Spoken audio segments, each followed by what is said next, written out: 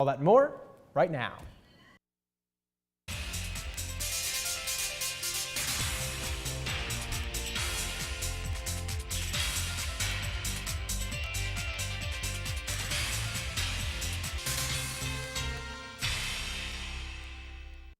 Thanks for joining us on SUTV News. I'm Jillian Menken. And I'm Jake Gillespie.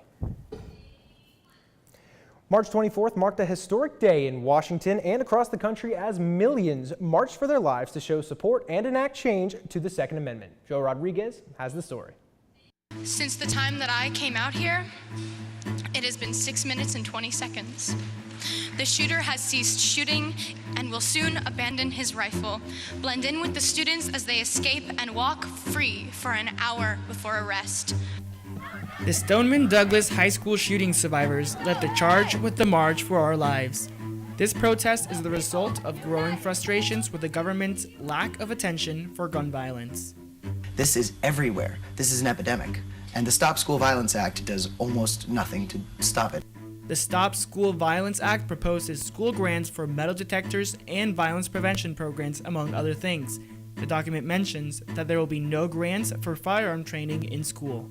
The protesters will not stop until the government takes action. This is not the end. This was just the beginning. The March for Our Lives united people all around the world to call for stricter gun laws in the United States. The world is now waiting for you to change your gun laws. The world is now waiting for compassion. Only time will tell how this movement will affect gun laws in the future. For SUTV, I'm Joe Rodriguez. If you want to learn more, check out the SUTV special edition on gun control that airs this Tuesday at 7 p.m. On Sunday, March 25th, Stormy Daniels went on the CBS show 60 Minutes and described her alleged affair with President Donald Trump. She claims the affair happened right before the presidential election and has just recently decided to talk about it.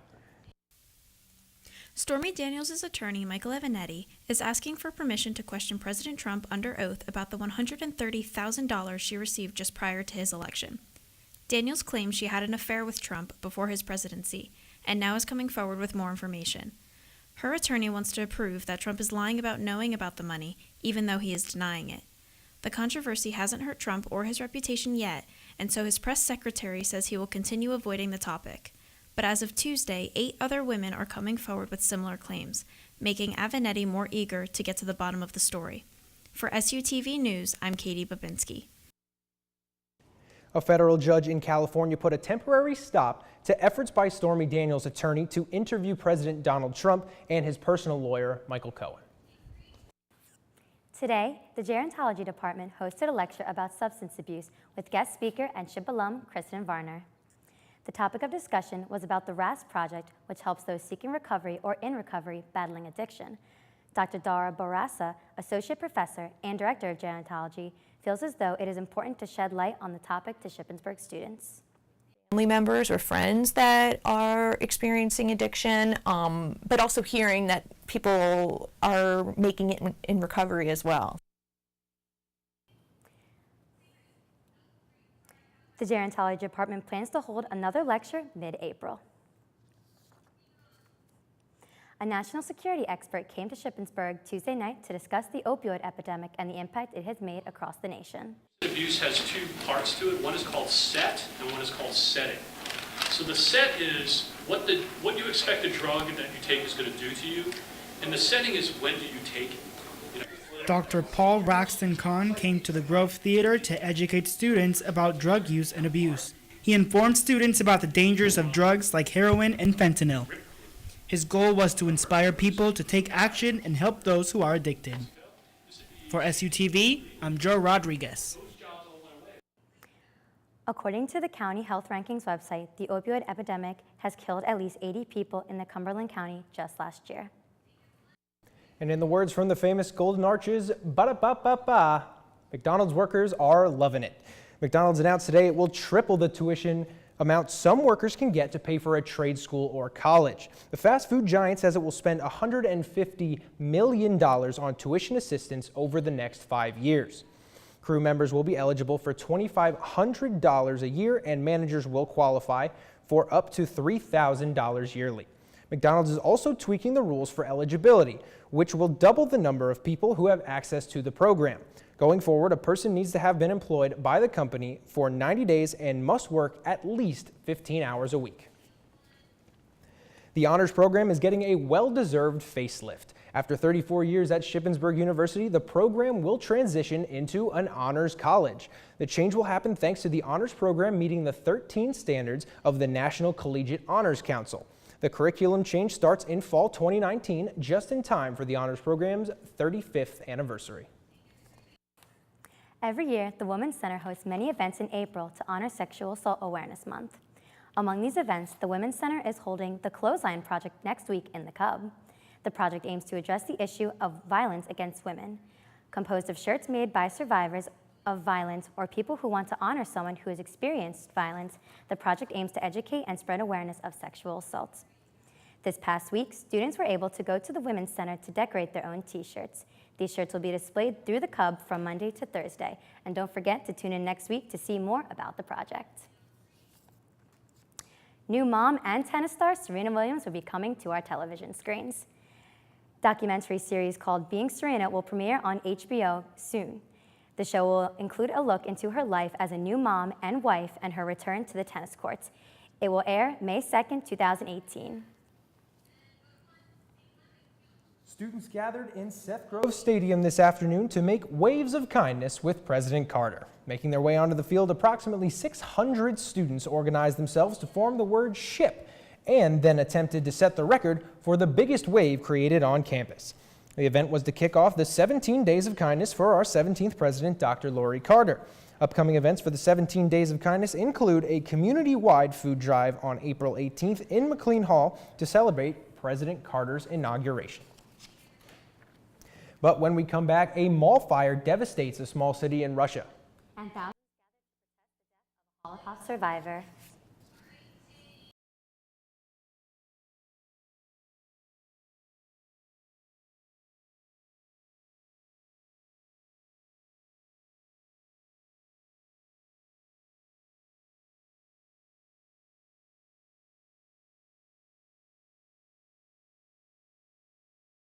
Well, North and South Korean leaders have set a meeting date.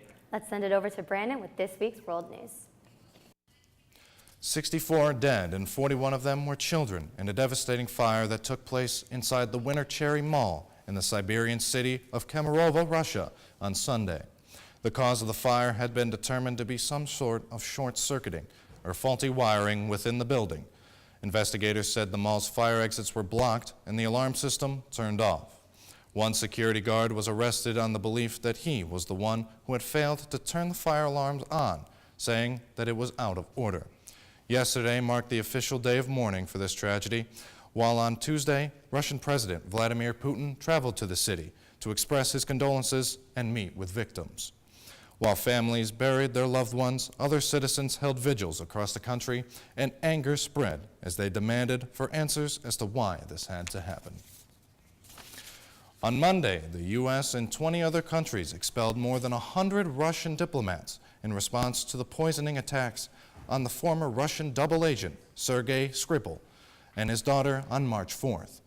In a strike back at the U.S., the Russians have expelled 60 of our diplomats and ordered for the shutdown of the U.S. consulate in St. Petersburg. The Russians have firmly denied responsibility for the attacks on the former double agent, and Russian President Vladimir Putin has dismissed it as it being a delirium. Thousands of people marched through the streets of Paris yesterday to protest the brutal killing of an 85-year-old Holocaust survivor. Muriel Knoll had been stabbed 11 times and her apartment set ablaze early this week.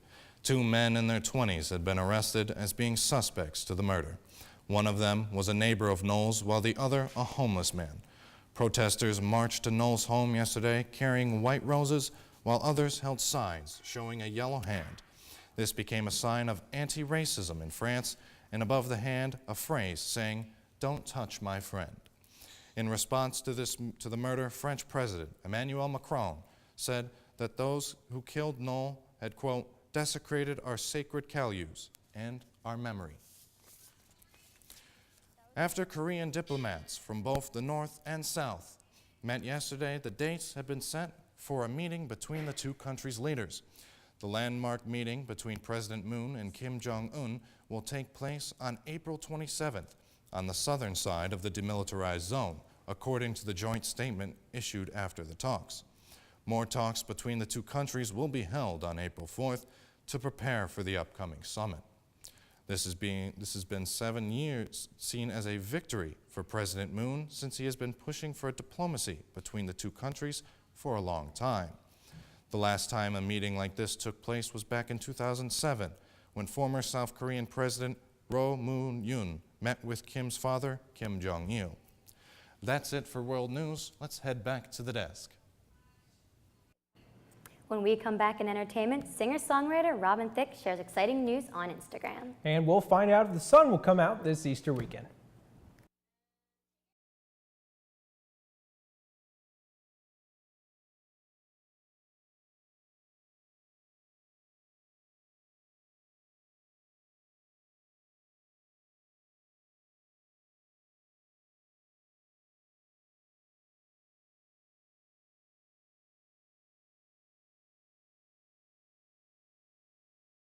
Jake, the bunny's coming soon. Do you have any plans for Easter weekend? Nothing too special, just going home to visit some family, and I'm hoping the sun will come out for, a little bit of an outdoor picnic, but let's send it over to Megan to find out if we'll be lucky enough to have that. Megan. Looks like Mother Nature decided spring is finally here. Let's take a look at this week's weather. Tonight, expect rain with a temp of 51. Tomorrow, the rain will continue with a high of 55, and for the 5-day, April showers are coming. The last day of March will be sunny with a high of 55. Easter Sunday will be partly cloudy with a high of 48. Monday will be sunny with a high of 51. Tuesday and Wednesday, the rain will return with highs of 56 and 48. Well, that's all for this week's weather. Have a happy holiday, Ship. Now let's take it to entertainment with Liz.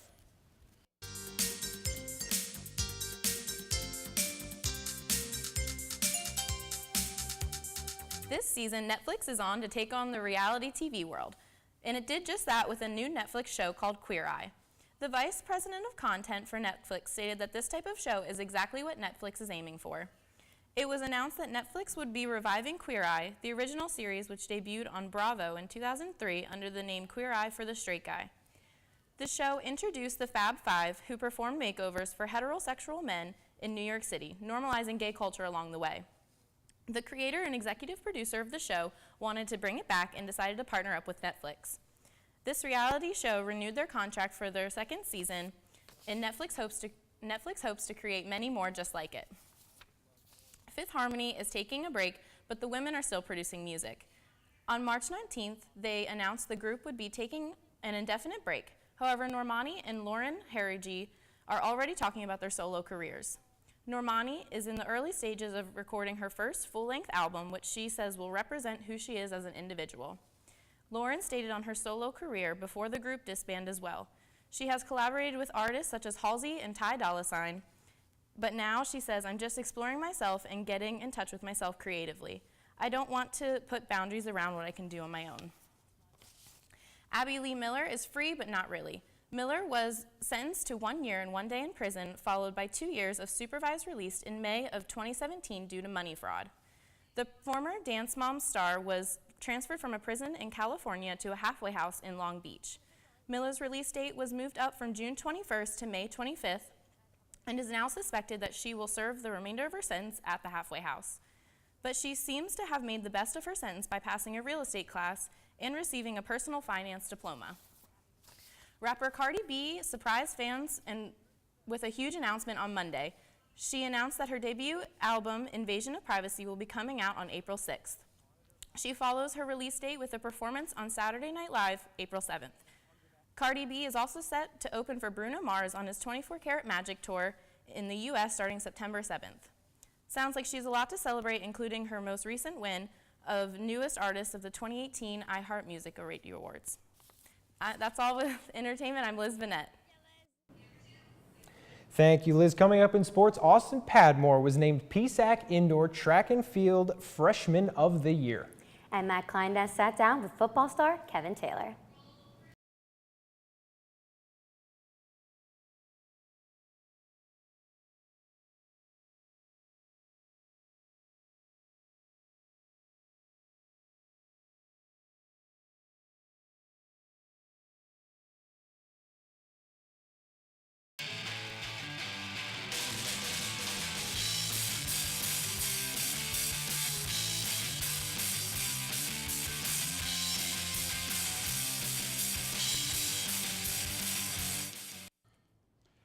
In indoor track and field, freshman Austin Padmore was named PSAC Men's Door Freshman of the Year. Padmore won the 800 meters and was a leg on both the 4x400 and the 4x800 relays. Austin was grateful to receive this award, but knows this outdoor season will be even more of a competition. It's not going to be as easy as it was inside. There's going to be a lot more athletes, a lot of new athletes that we didn't see before. So when they come up, I have to be ready. Both the men's and women's track and field teams will compete this Friday and Saturday at the Fred Hardy Invitational in Richmond. Shippensburg University track and field head coach Dave Osanich was named PSAC Indoor Track and Field Coach of the Year for both the men's and women's programs last week. Osanich, who has won 34 Coach of the Year awards in his 13 years as head coach, led both the men's and women's indoor track teams to PSAC titles this year. Ship played Millersville on Wednesday, and we have the highlights. It was a cold and wet day at Fairchild Field yesterday as baseball opened up PSAC East play versus Millersville. Senior Gabe Mosser earned his 6th start of the season for the Red Raiders. Mosser threw 7 complete innings while striking out 10 batters. He has now recorded 10 strikeouts in back-to-back starts.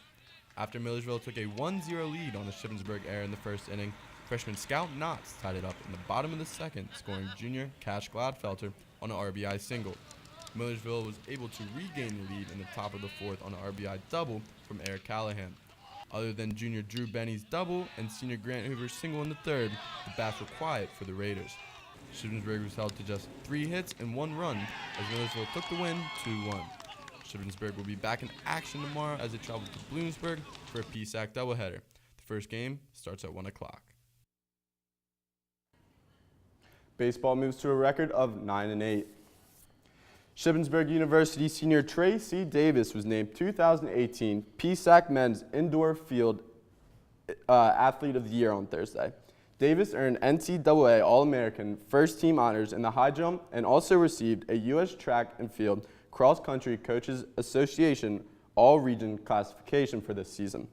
Davis broke the PSAC championship meet record in the high jump with a 6 feet 11.5-inch top clearance.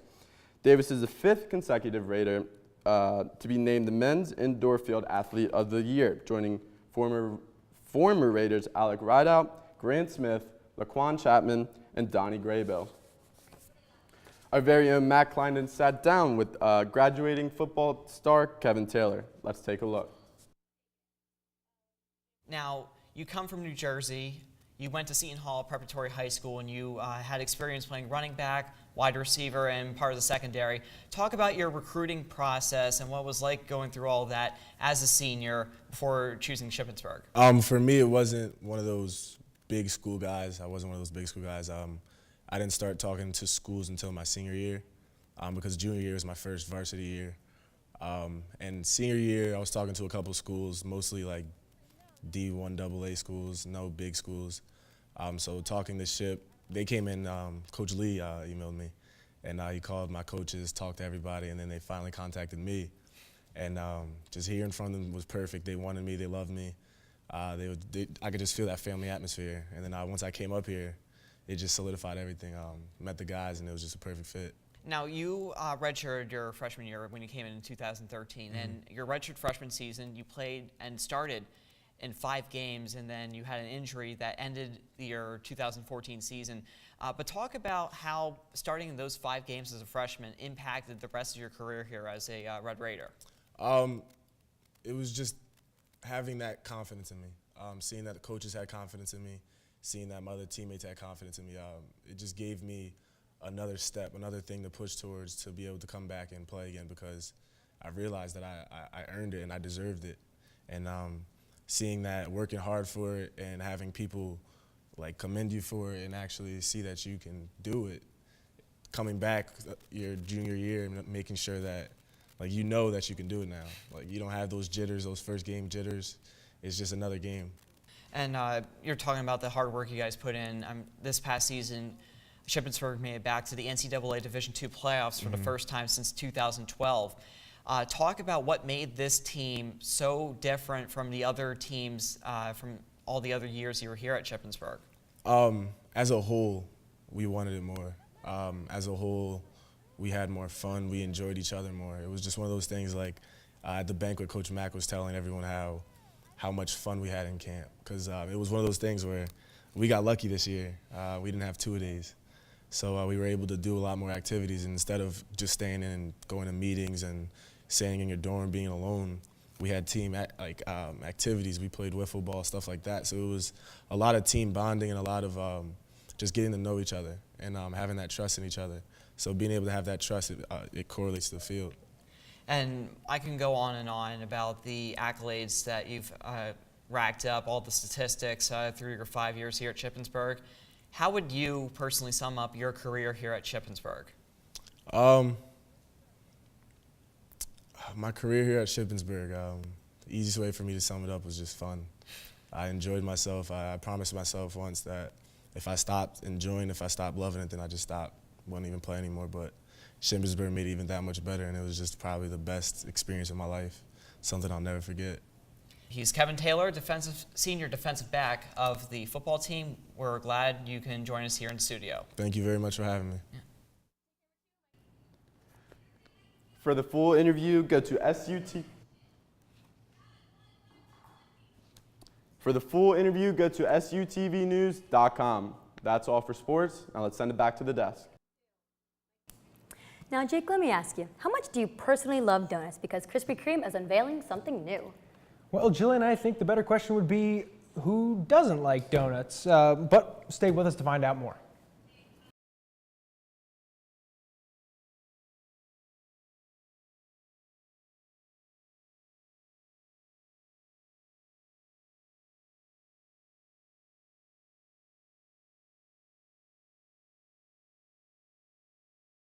Some interesting news out of Australia. Jillian, check this out. Krispy Kreme in Australia is unveiling a Simpsons-themed donut, or should I say donut. They are Homer Simpson's favorite snack. So Krispy Kreme has partnered with the show to create the Simpsons donut. It's the original glaze dipped in a white chocolate truffle with strawberry flavor and rainbow sprinkles. Bad news is the Simpsons donut will only be available in Western Australia, and only for a limited time. Now, Jillian, I am feeling some mixed emotions right now, and none of them are good. I'm a little hurt. I'm a little jealous that only Western Australia gets the privilege of having this one-of-a-kind donut, but yeah, what are you going to do? You know, and I've never been personally a huge fan of The Simpsons, but I wouldn't have minded trying one of those donuts. I know. And that's it for SUTV News. I'm Jillian Menken. And I'm Jake Gillespie. Don't forget to follow us on Facebook, Twitter, and Instagram at SUTV News, and check out our website, SUTVnews.com. Now stay tuned for a documentary about Haitian culture and life created by our own Paige Ahrensmeyer.